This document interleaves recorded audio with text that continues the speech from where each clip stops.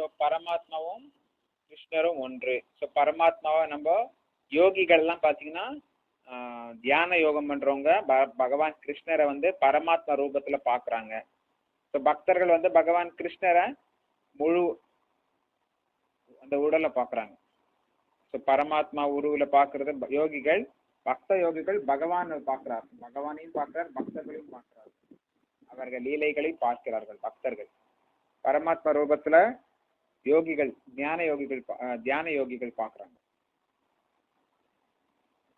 பரமாத்மாவும் பகவான் கிருஷ்ணரும் ஒன்றுதான். எல்லா சூழ்நிலையிலும் வந்து அவங்கள நம்ம பார்க்கலாம். பகவான் கிருஷ்ணரை நம்ம எல்லா சூழ்நிலையிலும் அவர்லயே நம்ம வந்து அவர் தொண்டிலே நம்ம ஈடுபட வேண்டும். உடம்புல நம்ம அனைவர ஜீவாத்மாவின் உடம்புலயும் இருதயத்துல பாத்தீங்கன்னா